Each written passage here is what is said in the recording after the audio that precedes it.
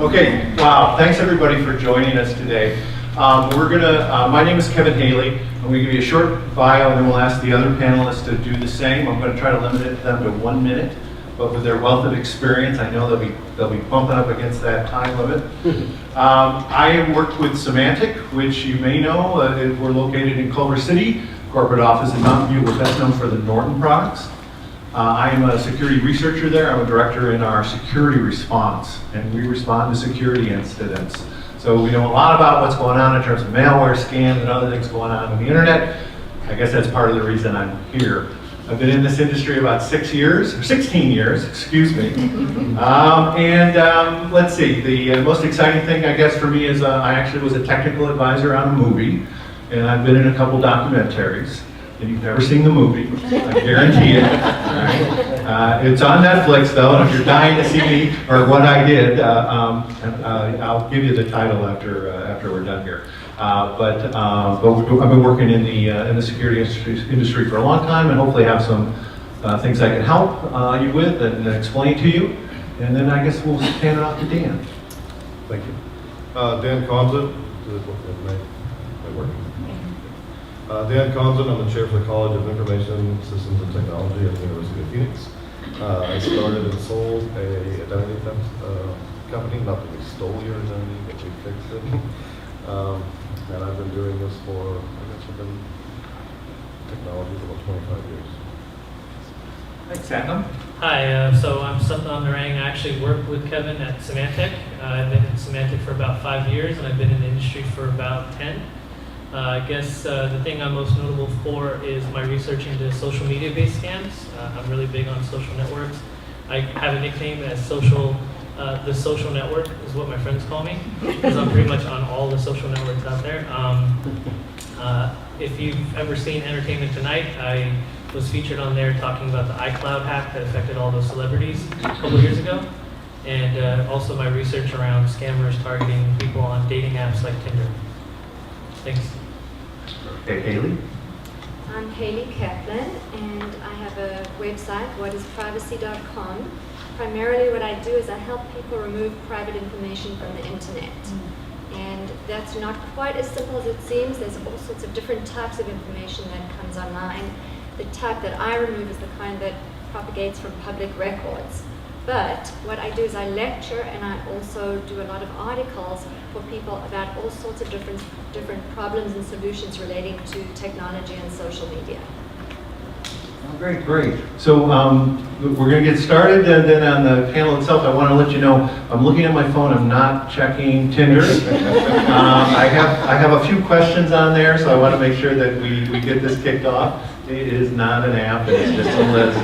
And one of the things we're going to talk about is best practices for educators and parents who are concerned about their kids.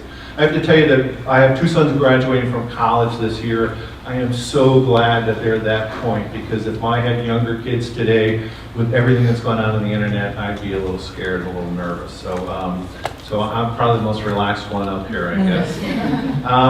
But can I ask some folks, what are some of the concerns that you folks have about your students and your children online? Is there anything that it really keeps you up at night?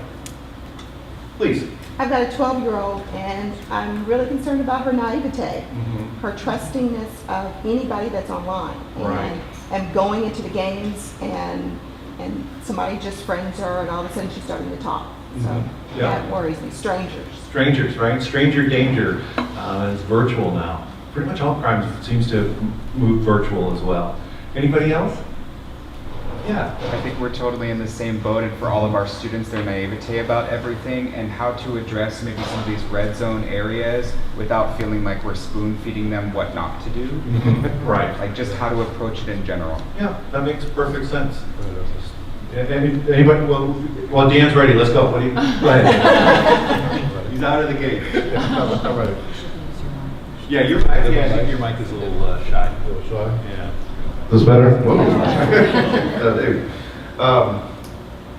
Yes, and your daughter is correct? And students, not alone, a lot of people are out there. One of the most important things to address, I think, is that they have to be cognizant of everything that they are posting and others are posting about them online. Because every single one of those apps that Josh brought up is a red zone. And so one of the things that I do at the University of Phoenix is we created a live hack. And so it was one to talk to people about, identity theft and go, be careful, be careful, be careful. And students and children go, yeah. They set all this to them. Like, I set all my security settings so nobody can see anything. And so we say, well, that's great. And so then a couple things we do is I'll pull up a website that shows all the third parties that are tracking everything that they do on their computers. Their IP addresses, their browsing history, all of their contacts. No one reads the user agreements when they download these apps. And when you agree with Facebook, they're the second largest aggregator of information. And you've given them access to your entire contacts on your computer. And we don't realize this. we just hand it to them and said, here, you can contact any of those people. And so after we do that, usually I grab a volunteer and we say, say Dolly and I are probably not connected on Facebook. So we get a volunteer and I hack into her Facebook account. It takes 2 minutes. And I pull up all the deleted photos that she's had, all the places she's checked in over the last couple of years, where she worked last and who's between the ages of 42 and 53 that has checked into the same restaurants that she has in the last 8 months. Right? So this sounds a lot like the scared straight approach. All right, really, you take them and have them talk. You're going to show them all that stuff and frighten them into straightening out their life. But the important thing is that they have to know that nothing goes away. Like all the stuff that's posted on Snapchat and Instagram and Facebook, and none of it disappears, right? It's just kind of we put it behind a curtain and so we can't see it, but and this is public information. It's not somebody with a hoodie in a basement doing all this coding, trying to hack information off something. This is public information. All of you can do this. So Haley, what do you think? I mean, is that an approach you take, or do you have a different one? That's certainly one of the approaches. Actually, there's a program, an app that I learned about recently called My Permissions that will show, My Permissions? I do. Okay, so it will analyze all the apps that you're using and tell you what permission they're helping themselves to. But we're in a state now where when you're getting an app for free, you're giving up something, and in most cases it's privacy. But if the benefit outweighs the cost to not only kids, but adults are going to do it anyway. How many of you use Waze? I will not let that anywhere near my phone. Waze has access to everything on your cell phone. But even if you're still going to use it because you'd rather save the time. I'd rather drive the extra half hour, even the extra hour, than give Google access to everything that they want from just Waze. So you really have to be cognizant. Another thing that I wanted to say is we're talking about 13-year-olds being naive. Yeah, it's adults. It starts with us. And unfortunately, or fortunately, one of the ways that I've learned to teach what's right and what's wrong is by making a lot of mistakes myself. So you want to keep the kids in a safe zone where they can make mistakes just like we do, and then guide them to do better. But it starts with us learning ourselves. Well, Satna, maybe you could give us an example of maybe something that we're talking a lot about privacy and giving away privacy. What about some sort of a scam, perhaps, where you're seeing people taking advantage of it? Yeah, I mean, one of the interesting things, about using these social networks is you have companies and businesses who also claim to be on these apps as well. And what we've seen over time is that you'll have cases where you have fake versions of companies' profiles appearing on Instagram, someone claiming to be from Nike or Apple offering free iPhones or free shoes. If you want to get the Yeezys, those shoes that have been sold out for quite some time, some people will create profiles, they'll follow you on Instagram and then say, hey, if you want a free pair of Yeezys, all you got to do is click on this link. And you go to that link and then they start requesting information from you. Obviously that puts you and your children at risk as well as your students, because the information that they're providing isn't actually going to get them what they want. It's just going to get these bad actors the information that they desire. So that's something to be mindful of as well. Is like, you know, certain apps like Facebook and Instagram, they have the little blue check mark that tells you that this is an official profile. So making sure if you're going to follow a service like on Instagram or on Facebook, if you're going to follow a particular brand, make sure you're following the legitimate brand. So in 5 minutes now, we've talked about how we try to scare kids, but we've also scared all the audience. Did we do that? Yeah. So I also want to make we'll go in another direction. I'm going to tell you, and I know you guys, most of you sat through the first session, so you're now all social media experts and you understand all those apps, right? Those kids are going to know those apps a lot better than you and before you every single time, right? And now the good part of that is those kids also are more savvy than we give them credit for. I think what they lack is common sense. And we talk about naivety, and it's common sense as well. They don't really understand kind of some of the consequences or what they're getting into. And I think that's part of an educational experience as well. You're never going to teach them the technology, but you do have an opportunity to teach them how to be good citizens, and that's online as well as in the real world. And common sense is not so common, right? Right. Yeah, and also, you know, you mentioned that she friends people that you're afraid of. Who could this be? And I think it's important to talk to the children and the students and let them know it might seem really cool in theory to have 1,500 Facebook friends, right? But you shouldn't be friends with anybody on Facebook that you're not hanging out with on a regular basis, right? Or communicating with. There's no reason for it, because it could be some pedophile or some crazy person. So how do you get out of the fact that, I mean, that's kind of a way a lot of these kids are keeping score, right? Yeah. And how they're competing with their peers. Who has the most friends, who has the most likes? What do you think, Haley? I think that if most of you are educators, it really starts with psychology and learning, again, from the adult level down to the kids, that you don't measure your popularity in terms of quantity of likes and of how you're perceived on social media.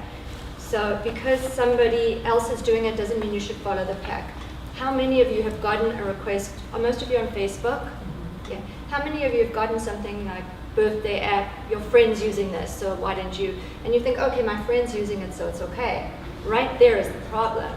Because other people are doing it doesn't mean you should. And you have to start to really think what's okay for you. Who really matters? Do we really care about the opinions of strangers on our social media versus the people we really know? It's almost getting back to really basic fundamentals, which is another panel coming up. Balance real time with screen time and live your life. Don't put everything for everyone else to see. I'm even guilty. I'm experiencing the space shuttle flying over me on the airplane when they were transporting it to the museum. And all I was thinking was, how am I going to film this to put it on Facebook? And then I looked up and I missed it in the sun, and I was like, that was really dumb. That was a moment where I could have experienced it myself, and I'm worrying about showing it to everybody else. And that was a little bit eye-opening for me. When you're on your vacation, when you're experiencing something great, experience it. Don't worry about what everybody else thinks. There's nothing more frustrating to me than going to a restaurant and watching adults and young people, and everyone, they're at a table, they're in the presence of other people, yet they're lonely because they're on their devices. What is the point? Live in the moment. So I want to go back to something you said earlier, Haley, because I've got a stat to back me up. It's something we've been watching. We track how much spam, what percentage of email that's out there is spam. And it may not seem like it to you, but we're at the lowest level since 2005. About half of all email is spam. It used to be up in the 80s. And part of the reason for that is because the spammers have moved to social media. Because it is much more powerful to have something spam come from a friend who has passed it on to their friends, than just show up in your email box. So I think that speaks to the psychological I just power. clicked on one of those. So actually, and they're very, very smart marketers because they write really good headlines. So I connected with a friend recently, and suddenly on her Facebook page, it was I shouldn't have been on Facebook doing this when I should be doing other things, but that's another story in itself. Something that caught my attention about twins. And I clicked on it without thinking, and suddenly I couldn't get out of this endless loop. And it was something called Puff. It wasn't Facebook. It wasn't a Facebook post at all. And I was stuck in this endless loop. Finally, I just quickly turned off my Wi-Fi because I knew I had now downloaded malware onto my computer. And I instantly ran a product, sorry Samantha, called Malwarebytes, and actually found the malware that it had instantly downloaded to my computer. And that's a Mac, by the way. I started to say, getting back down to basics, what is the most basic thing we can do to protect ourselves? The most fundamental first step that we can take when we're using social media, when we're logging into our banking accounts? Passwords. Now, do you know that the most common password used is password, right? Well, I hope it's not, because I've heard this a while, but that is your first line of defense, and it is so important. It is so important that it should be a long password, not something that someone can guess, because it isn't even people guessing it. It's machines running thousands and tens of thousands of passwords at a time to crack your password. What makes it hard is the longer it is, the more uppercase, lowercase, special characters, all of that kind of thing. That's really, really fundamental. Another really fundamental thing is don't use unsecured Wi-Fi. Now, we hear this all the time. I was reading an article about a journalist who was on the airplane. Who would think that you could get hacked using Wi-Fi, go Air, up in the sky? Well, he was writing an article about the current debate going on between Apple and the FBI. Anybody not know about that I should? Okay, so the FBI wants to get into the phone of the person that's a terrorist. And this is a whole big privacy debate. And suddenly, the man next to him says, "Oh, you're a journalist." This is behind him, and he's on the airplane. And he said, "Well, how do you know?" He says, "I've hacked into the email of everybody on the plane. I know what everybody's been receiving and sending." And he wanted to show, he said, and by the way, the article that the journalist was writing is, how is this even relevant to all of us? This is the big corporations, why do we care? And after this experience, it matters to every one of us, because here, in the safety confines of the airplane where you can see everybody, you're not thinking you're going to be hacked. It can happen anywhere. And perhaps one of the tools that I think of for teaching kids is stories that can relate to them.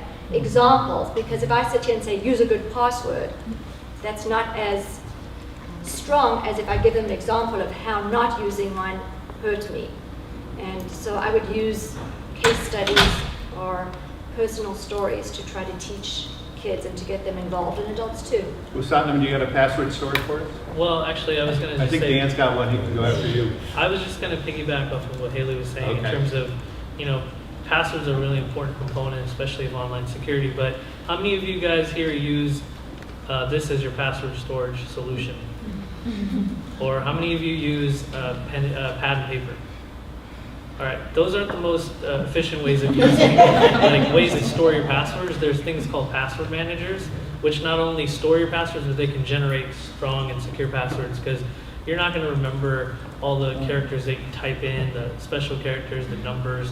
So using like a password manager, there's a number of different solutions out there, especially good for the adults here, but as well as for your children and your students as well. Because back in like 1990s, we only had to remember like 5 passwords, but with everything that we use today, you have to memorize hundreds of passwords, and it's just not sustainable.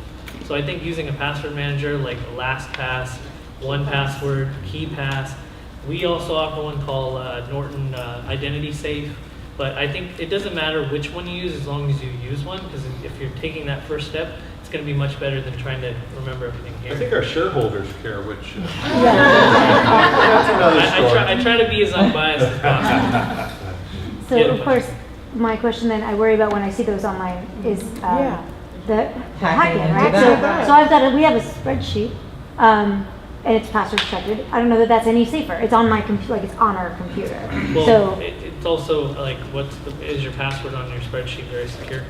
it's relatively Okay, but as Haley was mentioning, you can crack passwords pretty easily. But password managers, depending on the solution, some offer cloud-based storage, some offer local-based storage, and they're heavily encrypted, and you only have access to your computer. If you're putting it in the cloud, they're going to segregate where they store your passwords versus where they store everything else. Like for example, LastPass actually got compromised, but the passwords weren't compromised. It was just user information. So, I mean, they have to take steps to make sure your stuff is secure So anyway. any legitimate password manager you use has already figured out that Yeah. they need to encrypt that data And so the- that it doesn't get stolen. If you store it in the browser, the bad guys have figured Yeah. out how to break those, right? But Yeah. there's no reason to buy one of these password managers if they're not going to keep your data encrypted and protected. So as long as you use a well-known, a legitimate one, and I'm not saying which company. Anyway, you'll be fine. So Dan, I'm sorry, you wanted to jump in there too? Yeah, On the and password? I'll piggyback off of that as well. The, using the 1Password or LastPass, they also prevent, there's a unique key to you, right? And so when that stuff gets encrypted, it's not like someone can can hack into like 1Password and then get everybody's passwords on there. Every single person has this like 18-digit encryption key. And if you lose that key, like, they can't even get your information on it. But another thing, Haley talked about going on wireless, free public Wi-Fi places. And there's some ways to protect it. We keep saying, we keep scaring you and saying, and when, you know what else? But there are ways to protect you. And one thing that password does is when you enter in your credit card information or anything online, I can monitor your keystrokes. And so when you physically hit those keys, I can capture that data. And something that these password software tools do is they don't hit the keystrokes. So when you go log onto a site, it just populates the information in there, and the keystroke logger is going to capture that. So that's a good way to protect you for that. The other is if you are going to be on free wireless places, right? Some of you, maybe they've got wireless here, and probably they're all on it. And now Microsoft owns all of the information. There are tools. You can use a Tor browser. You can use VPN proxies. Like when I get online and I'm trying to look up something, I can use a Tor browser, and then I'll do a VPN proxy that'll go through 3 countries. And so no one's got my IP address. They can't track what it is I'm doing. And so there's ways to protect yourself with that too. Yeah. So I have my password thing now. So do you know why passwords are like the Lord of the Rings? There's one ring that rules them all. There's also one password that rules them all. You know what that one password is? It's your email. Because if you forget the password on anywhere else, what do you need to have to get that password restored, right? So your security experts will tell you don't use the same password many places, every place. Because if somebody steals it one place, then they have it for every place you go. My corollary to that is I have some websites that I go to, I don't really care if anybody steals that password, right? In fact, some places I don't even bother to remember it. I just tell them, hey, I forgot my password when I want to get it back at it again. Right? That one's not important, but my email is very important, and of course my bank account is very important. So if you're going to get sloppy, that's okay. Just choose where you're going to be sloppy. But I Right? can't agree with you on that, actually. I'm sorry that I have to disagree a little That's bit. fine. Because people hack into your accounts for all sorts of different reasons. Mhm. And there doesn't have to be an apparent financial reason behind it. One of the very rapidly growing types of hacking is on social media. Yes, sometimes it might be tied to a credit card if there's a business and they're advertising with Facebook. But there is a huge value, and Josh, in one of his app, was talking about it.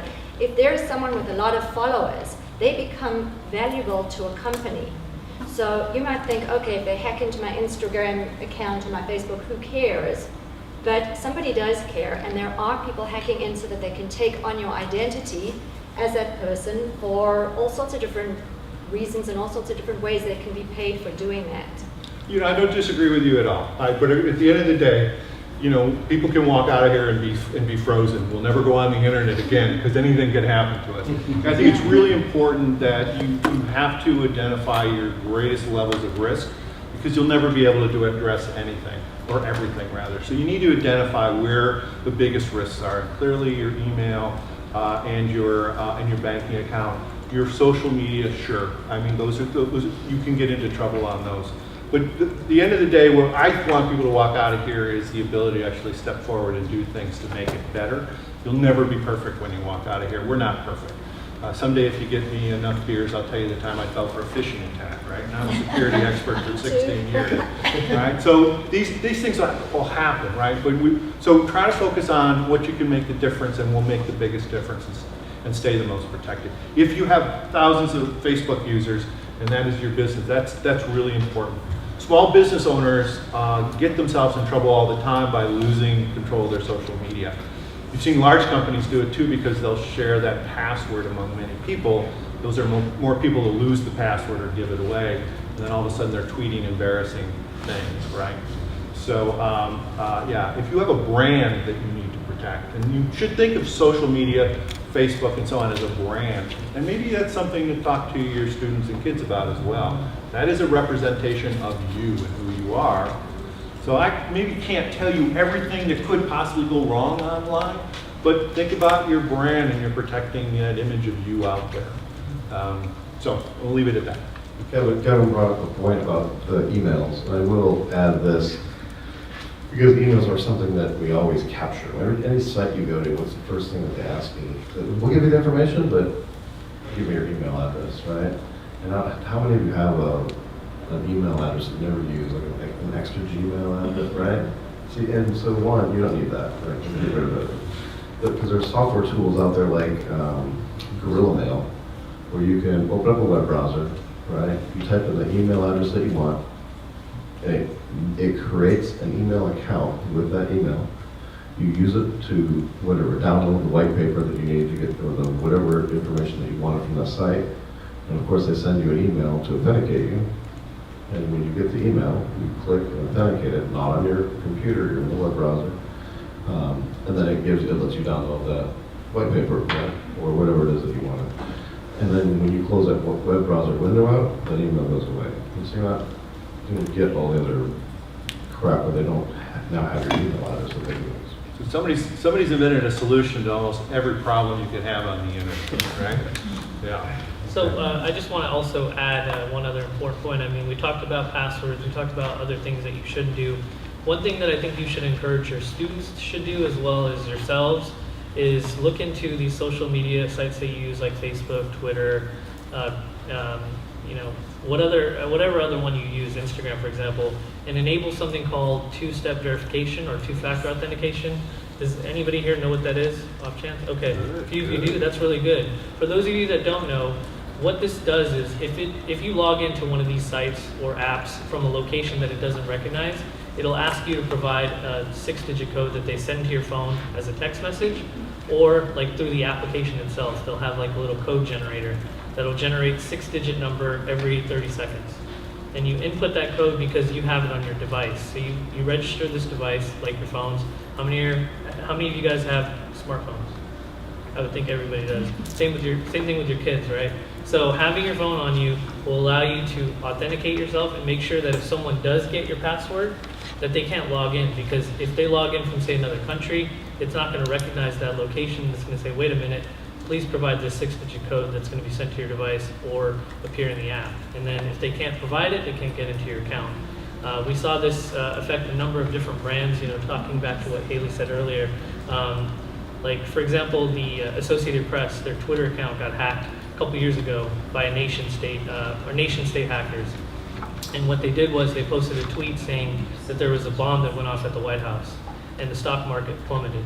And then a few minutes later, the AP reporters published a post saying this was a false tweet. It wasn't really posted by us. Our accounts were compromised. And shortly after that, Twitter started rolling out two-factor authentication to the accounts, because they started realizing that more and more people are getting their accounts compromised. So if your service doesn't offer two-factor authentication, you should probably contact them and encourage that they do. There's a website I'd like you guys to take down. It's called twofactorauth.org. That's twofactorauth.org.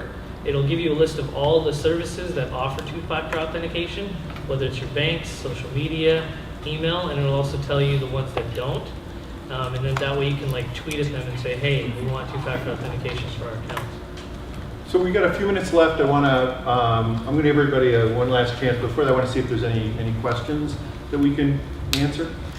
So when you're talking about all the apps and everything, every time you upload an app and it takes all your information, what happens if you delete the app and remove from your phone. They've already got it and It's not on your phone anymore. It's still up in the cloud. It's still up on their servers wherever. So they it's keep still it. collecting data. Well, Oh, once it's removed from collected. your phone, Yeah. if the app is removed, it won't send additional data. Right, but But it takes whatever, what's already there. whatever's there is not gonna be deleted, right? It's stored on their end, not on yours. I just want to mention some fundamental tools that I use, just in case they're of interest to you. So I think Dan referenced a VPN, a virtual private network. So I'm very suspicious of free things. I'd rather pay, because when it's free, they're taking something in exchange. So I work with a VPN that I pay for. I pay once a year. And I've got, I can pick where I want my IP address to come from. It will route it all over the world, and I can have it different places in the United States. The other thing that I do, and it can be pricey, but it's worthwhile looking into, is I have a portable hotspot.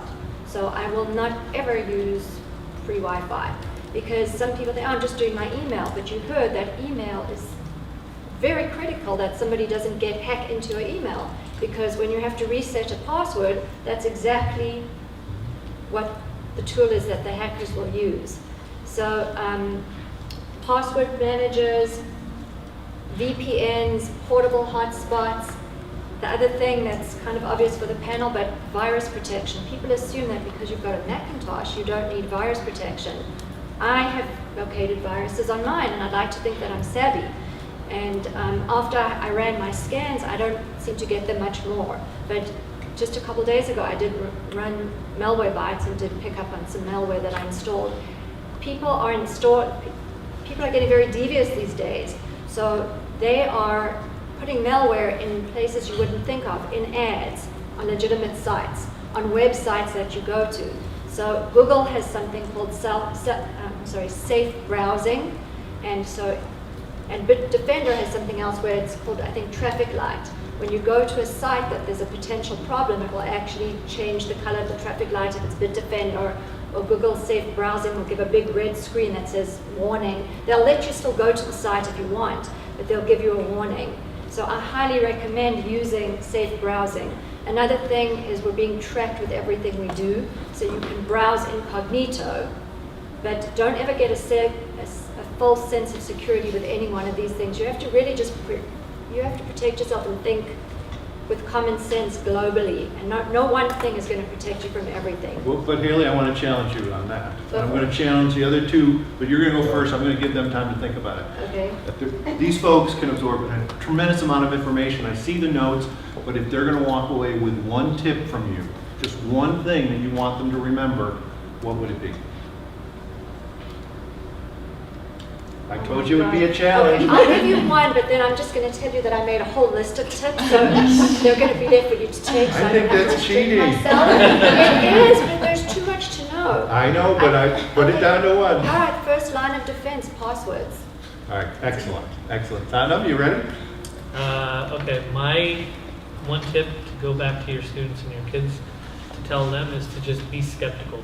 Being skeptical of anything that comes on your social networks, email, all these things that pop up and tell you free stuff isn't free, as Haley mentioned, especially on the internet. So be skeptical. And I would say be cognizant, knowing what's out there, but be purposeful in everything that they do. You know, don't click on the dinosaur name for Facebook, because it's probably going to put malware on your computer, right? You know, who told you to know what her dinosaur name is? So, and be purposeful. And when you click on something, make sure it's for something specific that you're doing, not just, oh, it's. All right, thank you for accepting my challenge, panel. You did great. Let me check. I think we have about 5 minutes left. Is there any other questions that anybody would like us to answer? Else I'm going to give them a second chance to do their second most important thing they'd like you to remember. And we don't want that happening. So if you have any questions, just raise your hand or speak up. Yeah. Is there any app or website that helps us know new apps coming out as sooner than our kids know about? Josh's side. Yeah. Yeah. So just in case you haven't picked it up, is there an app or a site you can go to find out about the latest apps and so that you know about them before the kids? If anybody can do it, Josh's site can do it, but I think you're going to be in trouble there. They're always going to be ahead of you. My opinion. Josh's site's probably the best one to go to. All right. Well, I think the kids are the best app to find out what they're using. I mean, like, I have a 14-year-old niece, and I just talked to her, and she's pretty open with me about the apps she uses. Just so you guys know, the top apps that she uses, according to her, are Kik, Snapchat, and Instagram. Those are the 3 that she uses currently. That might change 6 months from now. But that's also another interesting point, real quick. Kids these days aren't using the traditional SMS to send messages to friends. They use Kik, Facebook Messenger, Snapchat, and others. So something to be mindful of. I always go up to them and say, hey, what cool things are you running now? Right? So if you just, and they're more than willing to tell you if you show an interest. But they don't actually want you to be running those apps. And they don't want you to follow them or connect with them either. Yeah. Don't say you want to run the app. Go ahead. I was going to say something that's really funny about that. What I've learned about my kids, and most of my kids have told me this, and not my actual kids, the kids that I work with, that once adults find out about it, they're gone. Yep. Just FYI. So as soon as adults find out about Kik, like all my kids go, oh, we don't do Kik as much anymore because adults know about it. As soon as an adult knows about it and enough adults start getting on it too, they go to the next one, and the App Store will provide it for them right away. As soon as what I tell my people to do is, if you really want to be savvy about apps, you yourself once a week just go in the App Store and see what's on there. Go in the App Store and there's like a category for social or a category for that. Just look on there yourself and you will kind of see the new ones that are coming up. So Google Play has an App Store, and the App Store for Apple is their App Store. Just go on there every week yourself and just kind of look and say, oh, this is new. I didn't see that last week. Then you'll know. And then you can ask the kids, hey, do you know about that one? I just saw that one. So the analogy that I have heard is when you have a party where people bring their whole family, after the party gets going after a while, you don't see the kids and the parents in the same room. They've all kind of separated their own way. It's the same way on social media. Right. I think what you have to do is have the dialogue and the conversation with kids, because it is impossible to stay on top of all of them. And as your kids get older, as mine do, there's definitely no way to be checking their privacy settings to be on top of it. So you want to give them the tools to know on their own to make the right judgments. And actually, I'm going to take back the passwords. The most important thing that you can do is have open dialogue and conversations. And I know from my own kids, telling them don't doesn't work. It's more discussion. Hey, what do you think is going on? Try to get the information from them, and then be really smart that it sounds like it's their idea instead of yours. That's worked the best for me. I think that's great. I mean, I wasn't going to allow official retractions, but because what's happened is not one of the answers was a technology answer, right? Yeah. So, and I think that's very telling to me. All right, we're going to about close it up. I think we may have time for one more question. This group looked very enthusiastic in the beginning. I think we scared you all off. Okay. I would love to hear y'all's opinions about like the increasing facial recognition technology that Facebook and everybody has. I'm at the age where my friends are having babies, and then their kids are online from sonogram, every single milestone. It kind of freaks me out. I don't know if that's something to worry about. It's interesting. And my students don't really care about privacy a lot of times, so it's hard to like, from a personal and a professional standpoint, how do we, I don't know, how would you teach people to care about their kids, to care about their privacy, and also, is it a concern that people's entire lives are on Facebook? I think it comes back down to the communication and the dialogue, right? It exists now.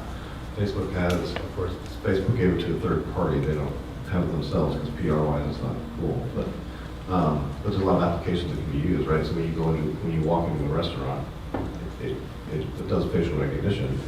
And then I can on your Facebook app, right? You walk in and say, I don't hear anything. Lauren, welcome, Lauren. And here's a discount for a free app. I mean, there's good uses for this stuff. There's also some crazy bad stuff, for it as well. But I think a lot of stuff we give up that privacy a little bit for the convenience in life. Let's get back to the communication and dialogue. Just know that stuff exists. So in London, around the Olympic times, they actually outfitted garbage pails with little monitors in which they could put updates. Tell you, hey, it's really crowded on the street, go this way, or if there was an emergency, they could put the little note. It'd be right on the garbage cans. And they updated them via mobile. And what they found after the Olympics is they could use that mobile to actually track people, because when your phone went by the garbage can, it could sense your phone was nearby, make that connection, and then the next garbage can you went by, it made that connection. And so they would know exactly where people were walking. They removed those garbage cans, and the garbage cans are still there, the technology's all gone. The reason they did is because people were outraged, and they made their outrage known. These technologies like facial recognition are going to come barreling down on us, and they're going to be there, and we'll never get rid of them. If you have concerns, you have to complain about it, because if you don't stand up and complain, we're going to be living with all that stuff in the future. Some of that stuff is Snapchat. You can turn off the GIS settings in your phone, right? So it doesn't capture your GPS location. Except for when you download Snapchat, you give Snapchat the permission to then undo that, and it still gets your GPS location. And so, again, in a couple of minutes, if you have somebody that's doing it that has Snapchat posts, right, and they were pissed off at mom, before school, and then on their way to high school, they're driving and they're sensitive about the traffic, and when they get to school, I can pull up all those Snapchat's GPS locations, and I can tell you the speed limit that you're going between each one. Like it's crazy how much information is available, and it's there now.